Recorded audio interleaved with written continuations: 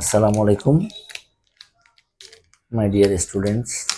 আমরা প্রতিদিনের নিয়ে আজকে রেকর্ডিং ক্লাসে চলে আসলাম। আজকেও আমরা কোয়ান্টাম নাম্বারের উপর আমরা কিছু প্রতিযোগিতামূলক কোয়েশ্চন এবং এগুলো আমরা সলিউশন করব।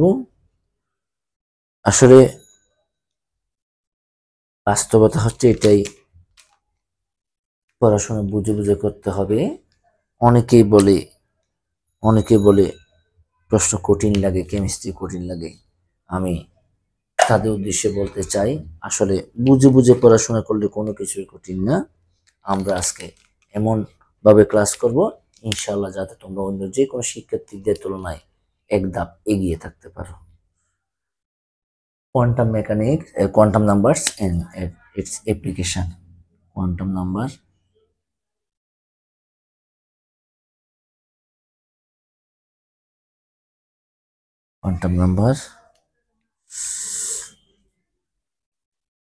and its application। শিক্ষার্থী, আমরা একটা কোয়েশ্চেন আমরা আলোচনা করতে চাচ্ছি।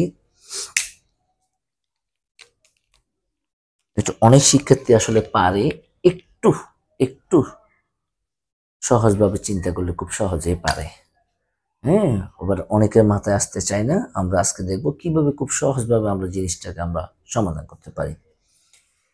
L equal to 1 হলে, কোয়েশ্চন হচ্ছে যে L equal to 1 হলে কতটি ইলেকট্রন থাকবে কক্ষপথে। এভাবে কোয়েশ্চন হয়। L equal to 0 হলে কতটি ইলেকট্রন থাকবে কক্ষপথে, এরকম কোয়েশ্চন হয়। L equal to 2 হলে কতটি ইলেকট্রন থাকবে, এরকম কোয়েশ্চন হয়। L equal to 3 থাকলে, L equal to 3 হলে কতটি ইলেকট্রন থাকবে। প্রিয় শিক্ষার্থী, এই ধরনের কোয়েশ্চনগুলো দেখলে স্টুডেন্টরা খুব ভয় পেয়ে যায়। আসলে আসলে এই কোয়েশ্চনগুলো খুবই সহজ, একটু আমাদেরকে বুঝে পড়তে হবে আর বেসিক জিনিসটা আমাদেরকে ক্লিয়ার রাখতে হবে। প্রিয় শিক্ষার্থী, কতটা ইলেকট্রন থাকবে এবং কতটা উপশক্তি স্তর হবে, এটা আমরা খুব সুন্দরভাবে আমরা ডিটারমাইন করতে পারি। আমরা এখান থেকে ইলেকট্রন সংখ্যা ডিটারমাইন করতে পারি। বেসিক জিনিসটা, বেসিক ইলেকট্রন সংখ্যা নির্ণয়ের ফর্মুলা। ইলেকট্রন সংখ্যা নির্ণয়। প্রিয় শিক্ষার্থী, যেহেতু এল দেওয়া আছে, আমরা এল এর উপর ডিপেন্ড করে আমরা একটা ফর্মুলা জানি, 2 × 12 + 1।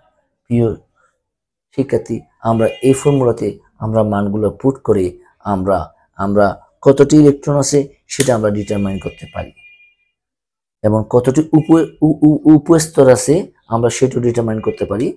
কতটি অরবিটাল আছে সেটা ডিটারমাইন করতে পারি। প্রিয় শিক্ষার্থী, এখানে একটা জিনিস বেসিক্যালি আমাদের বুঝতে হয়। L equal to 1 মিন্স আমরা জানি অবশ্যই P orbital. L equal to 0 means আমরা জানি অবশ্যই s orbital. L equal to 2 means আমরা অবশ্যই জানি d orbital. L equal to 3 means আমরা অবশ্যই জানি f অরবিটাল। প্রিয় শিক্ষার্থী, তোমরা আগে থেকেই জানো জিনিসটা, আমরা ডিটারমাইন করব, কিন্তু আমরা অবশ্যই জানি s অরবিটাল কন্টেন 2 ইলেকট্রনস, আমরা অবশ্যই জানি p অরবিটাল কন্টেন 6 ইলেকট্রনস, আমরা অবশ্যই জানি d orbital contain 10 electrons, also f orbital contain 14 electrons.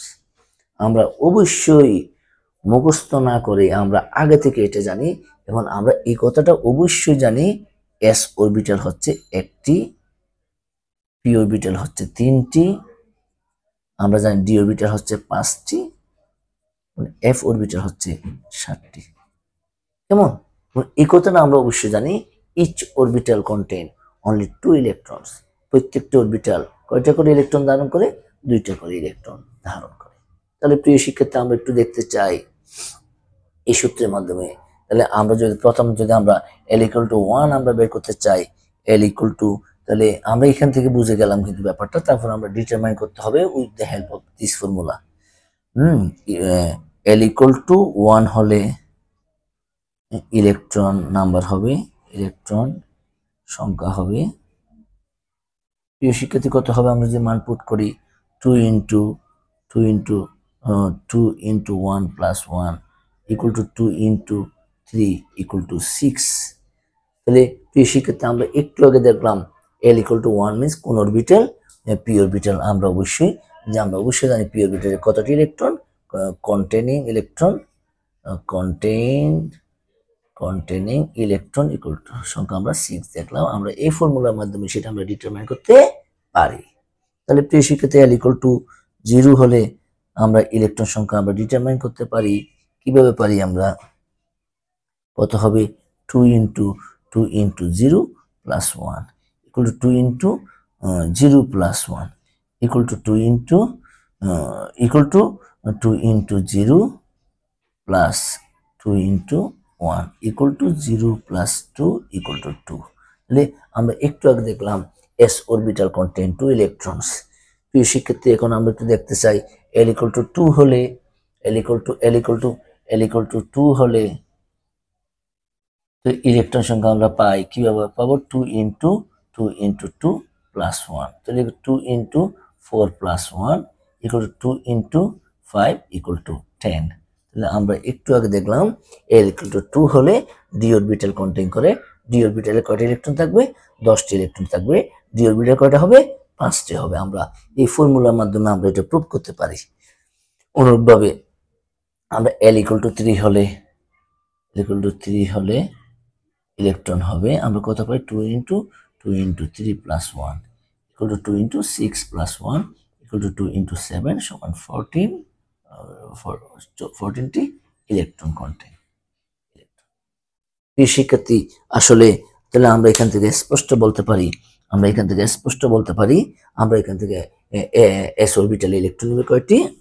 এখান থেকে আমরা বলতে পারবো যেখানে s অরবিটাল দেখবো, প্রিয় শিক্ষার্থী এখান থেকে আমরা একটা কথা বলতে পারবো যেখানে s অরবিটাল দেখবো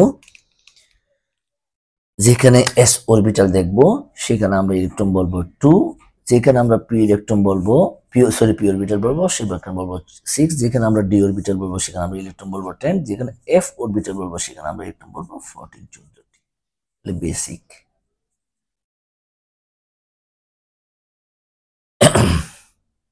অনেক সময় একটা কোশ্চেনে দেখা হয় হ্যাঁ আসলে বলা হয় 1s 2s 3s কেমন 4s 5s 6s এ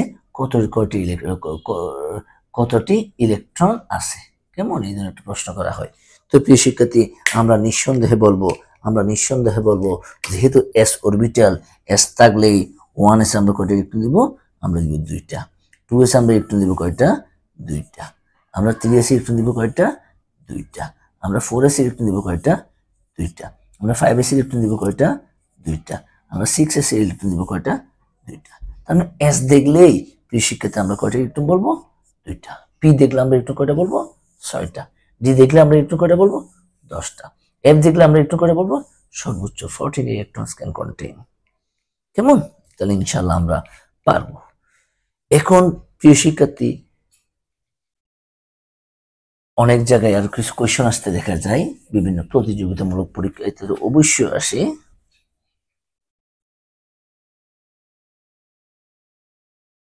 দেখা যায় কোন অরবিটাল সম্ভব, কোন অরবিটালটি সম্ভব নয়। আমরা একটা টেকনিকের মাধ্যমে খুব সুন্দরভাবে আমরা এটাকে ব্যাখ্যা করতে পারি কোনটি সম্ভব কোনটি সম্ভব নয়। কোয়েশ্চন হচ্ছে কোনটি সম্ভব কোনটি সম্ভব নয়। প্রিয় শিক্ষার্থী আমরা এখন দেখব 2D এবং 3F কোনটি সম্ভব কোনটি সম্ভব নয়। আসলে প্রিয় শিক্ষার্থী অনেকে এগুলা প্রশ্ন দেখে অনেকে এগুলো অনুধাবনে আসে, প্রয়োগও আসতে পারে। এই প্রশ্নগুলো দেখে অনেকে ভয় পেয়ে যায়। আমরা যেটা বলবো প্রিয় শিক্ষার্থী এখান থেকে আমরা খুব সুন্দরভাবে জিনিসটাকে আমরা ডিটারমাইন করতে পারবো। আমরা বলবো এখানে আমরা এই 2D এর ক্ষেত্রে আমরা কি বলবো প্রিয় শিক্ষার্থী 2D এর ক্ষেত্রে আমরা বলবো 2D এর ক্ষেত্রে আমরা আমরা n এর মান এবং l এর মান বের করব আমরা 2D এর ক্ষেত্রে। তাহলে আমরা n এর মান বের করব, আমরা l এর মান বের করব। আমরা n এর মান এখানে কত পাই? আমরা n এর মান এখানে 2 পাই। n এর মান আমরা কত পাই? 2 পাই। l এর মান আমরা কত পাবো? আমরা l এর মান জানি 0 থেকে n-1 পর্যন্ত।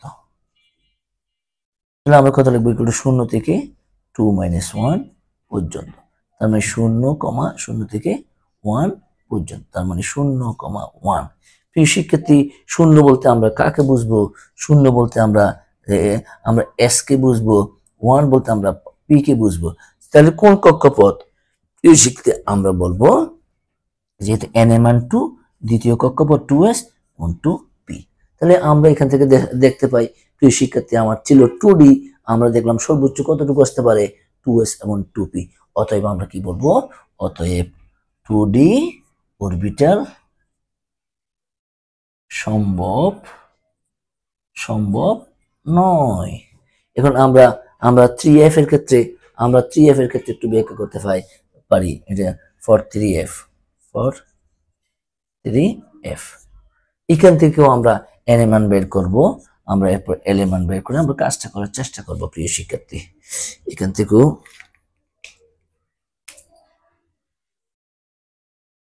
মাই ডিয়ার স্টুডেন্টস, আমি যেটা বলতে চাই, তোমরা যদি বুঝে করো এই অংশটুকু তোমরা পারবে, তোমাদেরকে মুখস্থ করার কোনো প্রয়োজন হবে না। প্রিয় শিক্ষার্থী, না বুঝলে তোমরা অবশ্যই আবার বুঝে নিবে। আমরা বুঝে করব, ইনশাআল্লাহ আমরা বুঝে কাজ করব। এখানে n এর মান আমরা কত বসাবো? n এর মান আমরা 3 বসাবো। l এর মান আমরা কত বসাবো? 0 থেকে l এর মান 0 থেকে n-1 পর্যন্ত। তাহলে প্রিয় শিক্ষার্থী, আমরা এখানে কত বসাইতে পারি? আমরা এখানে বসাইতে পারি কত?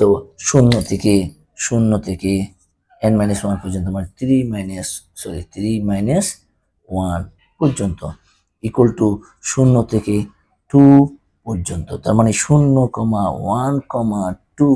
প্রিয় শিক্ষার্থী, 0 মানে আমরা কি শিখলাম একটু আগে? আমরা সব সময় করে আসতেছি 0 মানে প্রিয় শিক্ষার্থী আমরা বলবো 0 মানে কোন অরবিটাল?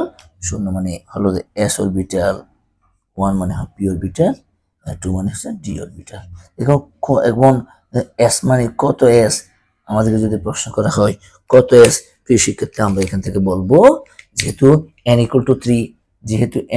3, প্রিয় শিক্ষার্থী আমরা বলবো এখানে 3s, 3p, 3d। তাহলে আমার প্রশ্ন হলো যে 3f সম্ভব কিনা? তাহলে প্রিয় শিক্ষার্থী আমরা এখান থেকে বলবো 3f কি নয়? সম্ভব নয়। তাহলে আমরা মুখস্থ না করে কিভাবে খুব সহজে, আরো সহজতর ভাবে আমরা একটা টেকনিক অ্যাপ্লাই করব। সেই টেকনিকটা তোমরা মনে রাখলে জীবনও তোমাদের ভুল হবে না। বেসিক অথবা টেকনিক।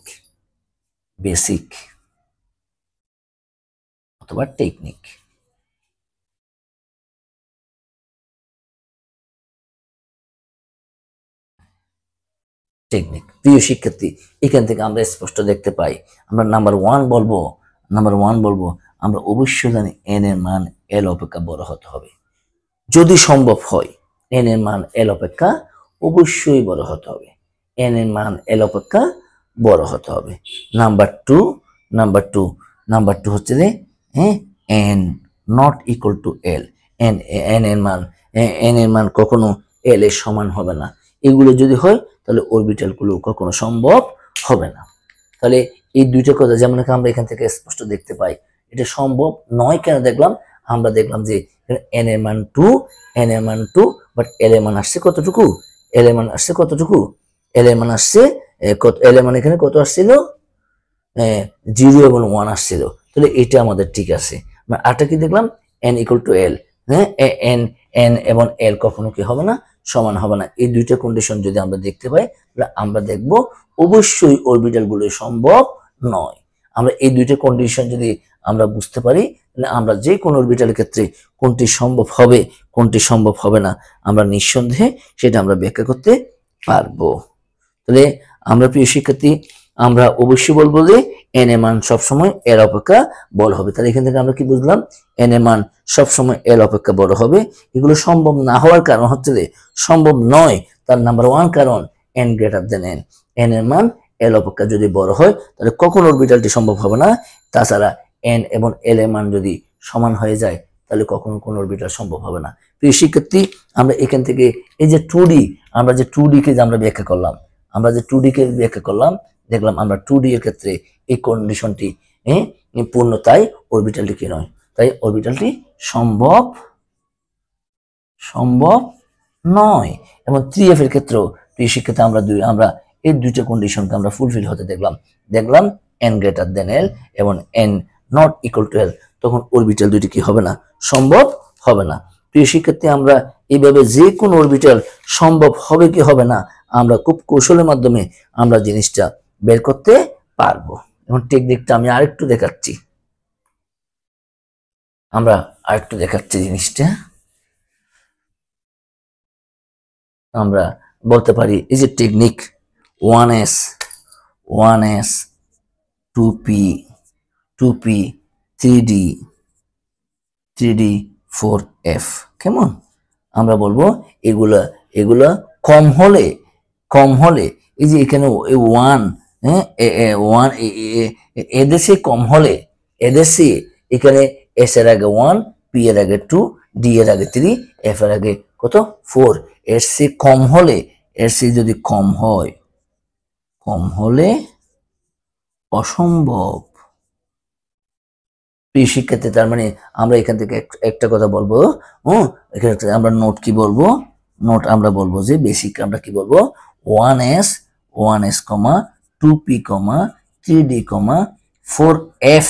হ্যাঁ, এখানে প্রধান কোয়ান্টাম সংখ্যা এস এর ক্ষেত্রে আমরা কত দেখতে পাই, 1 দেখতে পাই। প্রধান কোয়ান্টাম সংখ্যা আমরা পি এর ক্ষেত্রে কত দেখতে পাই, 2 দেখতে পাই। প্রধান কোয়ান্টাম সংখ্যা আমরা ডি এর ক্ষেত্রে কত দেখতে পাই, 3 দেখতে পাই। প্রধান কোয়ান্টাম সংখ্যা এফ এর ক্ষেত্রে কত দেখতে পাই, 4 এর দেখতে পাই। এর চেয়ে যদি কম হয়, এর চেয়ে কম হলে হ্যাঁ অরবিটালটি সম্ভব হবে না, অরবিটালটি কখনোই সম্ভব নয়, তার মানে অসম্ভব। প্রিয় শিক্ষার্থী, আসলে বুঝে পড়লে তোমরা যে কোনো শিক্ষার্থীদের তুলনায় তোমরা এক ধাপ এগিয়ে থাকবে ইনশাল্লাহ। তোমরা যে কোনো কোশ্চেন তোমরা নিমিষে পারবে। আসলে বুঝে পড়ার মতো মাহাত্ম্য বুঝে পড়লে তোমার শিক্ষা জীবন তুমি অনেকটুকু এগিয়ে যেতে পারবে, তুমি নিজেকে প্রমাণ করতে পারবে, তুমি নিজেকে সফলতার শীর্ষে নিয়ে যেতে পারবে। তুমি তুমি তুমি এখন থেকে বুয়েটে ভর্তির টার্গেট, ঢাকা বিশ্ববিদ্যালয়ে ভর্তির টার্গেট, যে কোনো প্রতিযোগিতামূলক শিক্ষা প্রতিষ্ঠানগুলোতে শীর্ষ সাবজেক্টে ভালো সাবজেক্টে ভালো অবস্থানে নিজেকে সেরার অবস্থানে তুমি নিজেকে পৌঁছাতে পারবে। সবাই বলি আমরা রসায়ন বুঝে পড়বো। আমরা রসায়নকে এমনভাবে পড়বো যাতে আমরা রসায়নকে আমরা কখনো কঠিন বলবো না। আমরা আমরা আমরা অবশ্যই বেসিক জিনিসটা জেনে নিজেদের ভিত্তিটা শক্ত মজবুত করে আমরা আরো একটু মনোযোগ দিয়ে আমরা নিজের জীবন সুন্দর করার চেষ্টা করব, এই আশাবাদ ব্যক্ত করে আমি আমার প্রাণপ্রিয় শিক্ষার্থীদের জন্য আজকের ক্লাস এখানে শেষ করলাম। সবাই মনোযোগ সহকারে ক্লাস করবে, বেশি পড়াশোনা করবে। ধন্যবাদ সবাইকে।